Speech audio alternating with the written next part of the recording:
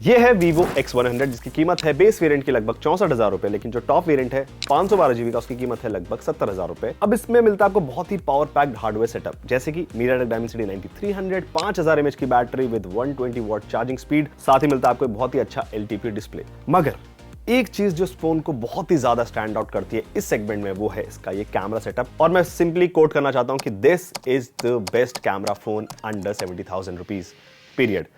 मैं ऐसा क्यों बोल रहा हूं बताऊंगा आगे चल करके, लेकिन अगर आपके पास इस फोन को लेकर के कोई भी सवाल है तो उनके जवाब आज आपको मिलने वाले हैं। लेकिन इस तरह के जवाब आपको आगे भी मिलते रहे उसके लिए सब्सक्राइब कर लीजिए एंड बेल आइकन जरूर दबाना। हम बात करते हैं सबसे पहले इस फोन के कैमरा सेटअप की। तो यहां पर आपको मिलता है एक 50 मेगापिक्सल का मेन सेंसर जो कि है Sony IMX 920, फिर मिलता है आपको एक 50 मेगापिक्सल का अल्ट्रा वाइड, और फिर मिलता है आपको 64 मेगापिक्सल का 3x ऑप्टिकल जाइज का एक टेलीफोटो लेंस। यहां पर कैमरा सेटअप बहुत ही प्रॉमिसिंग है, लेकिन ये परफॉर्म कैसे करता है उसके लिए सबसे पहले बात करते हैं डे लाइट फोटोज की। तो यहां पर आपको मिलता है 0.6x जो कि अल्ट्रा वाइड, वहां से लेकर के 100x जूम तक की कैपेबिलिटीज। और अगर डे लाइट फोटोज में मोस्टली सभी सेंसर्स की बात करें तो आपको बहुत ही अच्छा आउटपुट देखने को मिलता है। कलर्स बहुत अच्छे हैं, डिटेल्स बहुत अच्छी हैं, साथ ही में जो ओवरऑल एक्सपोजर है और thanks to the V2 chip आपको जो प्रोसेसिंग मिलती है वो बहुत ही कमाल की है।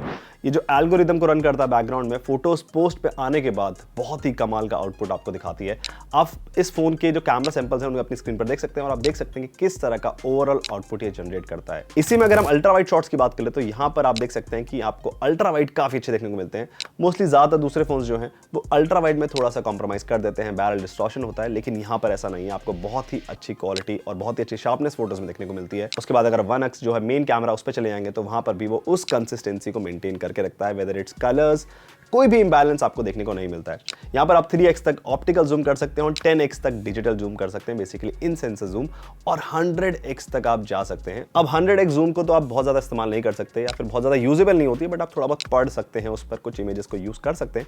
जैसे आप इस इमेज में देख सकते हैं मैंने समुद्र में एक स्ट्रक्चर पे एक फोटो ली है जो आप 0.6 से लेकर के 100x तक देख सकते हैं, और किस तरह से कितना अच्छा जूम कर पाता है वो आप इस फोटोज में देख सकते हैं। लो लाइट में भी इमेजेस में जो क्वालिटी है, जो शार्पनेस है, वो बहुत ही अच्छी तरीके से बरकरार रहती है। आपको वो शार्पनेस जो है फोटोज में देखने को मिलती है, और ऊपर से जब इसमें जाइज की टी स्टार कोटिंग है और इस तरह के जो फीचर्स आपको मिल जाते हैं जिसकी वजह से ये रिफ्लेक्शंस वगैरह को ब्लॉक कर देता है। अब यहाँ पर एक चीज जो मैं ऐड करना चाहता हूँ कि मैंने जो जूम इस पर लो लाइट में भी टेस्ट किया और वहां पर भी काफी अच्छे से जो लाइट्स है उन्हें बैलेंस आउट कर पाता है, वो ब्लर आउट नहीं हो रही होती है या बहुत ज्यादा एक्सपोज नहीं हो रही होती है, जिसकी वजह से मैं कहूंगा कि यहाँ पर जो पोस्ट में चीजें हो रही हैं वो काफी अच्छी तरीके से हो रही हैं। अब बात करते हैं उस चीज की जो मेरे ख्याल से इस फोन का सबसे बड़ा हाईलाइट है या फिर सबसे स्ट्रॉन्ग एरिया, और वो है पोर्ट्रेट्स। ये फोन जैसे पोर्ट्रेट्स लेता है कोई भी फोन इस प्राइस के अंदर नहीं ले सकता है। यहां पर आपके पास 24 mm से लेकर के 100 mm तक की फोकल लेंथ मिलती है, और अलग अलग तरह के प्रीसेट्स आपको देखने को मिलते हैं जो ह्यूमन सब्जेक्ट के हिसाब से बहुत अच्छे से कस्टमाइज किए गए हैं।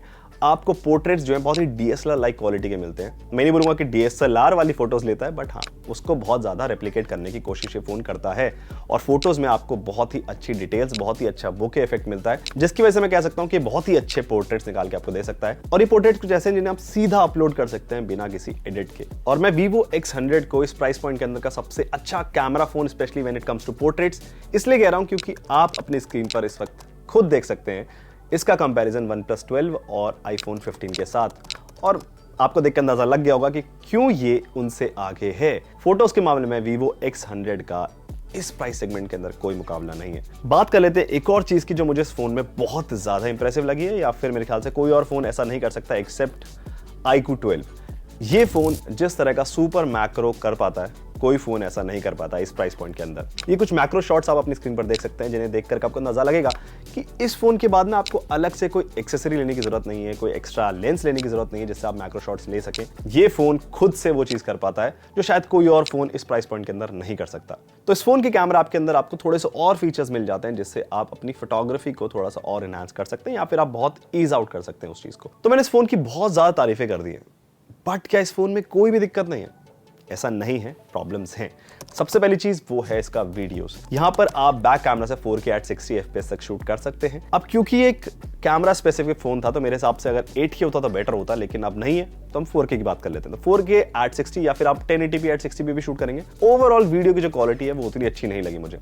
कलर्स बहुत ज्यादा बूस्टेड लगते हैं, साथ ही में जो एक्सपोजर है वो भी थोड़ा बड़ा हुआ दिखता है। यहाँ पर आप सिनेमैटिक वीडियोस बना सकते हैं, वो काफी अच्छे से परफॉर्म करती हैं, लेकिन अगर मेन नॉर्मल वीडियोस की बात करें तो वहां पर बेटर काम किया जा सकता था। थोड़ा सा शार्पनेस भी बढ़ी हुई दिखती है। अभी मेरे ख्याल से थोड़ी सी वीडियोस के एरिया में ट्यूनिंग की जरूरत है। साथ ही में आप फ्रंट कैमरा से 1080p एट 60 FPS तक ही शूट कर सकते हैं, जो मेरे ख्याल से अभी भी थोड़ा सा कम है। दूसरी चीज वो है इसका सेल्फी कैमरा। आपको मिलता है 32 मेगापिक्सल का एक सेल्फी कैमरा, लेकिन ये एक फिक्स्ड फोकस कैमरा है, तो अगर आप इस पे थोड़ा प्ले अराउंड करना चाहते हैं तो वो पॉसिबल नहीं है, क्योंकि आप एक्सपोजर तो चेंज कर सकते हैं बट आप फोकस नहीं चेंज कर सकते हैं, जिसकी वजह से मेरे हिसाब से जो कैमरा स्पेसिफिक फोन होने की वजह से ये जो लिमिटेशन है मुझे सही नहीं लगी। और जो ओवरऑल सेल्फीज का आउटपुट है वो भी थोड़ा सा एवरेज लगा मुझे, क्योंकि हम जब इसके बैक कैमरा से अगर उसे कंपेयर करें तो सेल्फी जो कैमरा है थोड़ा सा एवरेज देखने को मिलता है, जो मेरे हिसाब से बेटर हो सकता था, बट अब तो नहीं हो सकता है, बट आप बैक कैमरा से अच्छी फोटोज ले सकते हैं। तो खैर, ये तो था ओवरऑल रिव्यू मेरा इस फोन के कैमरा को लेकर के, और अभी भी मैं इस चीज पर बरकरार रहता हूं कि ये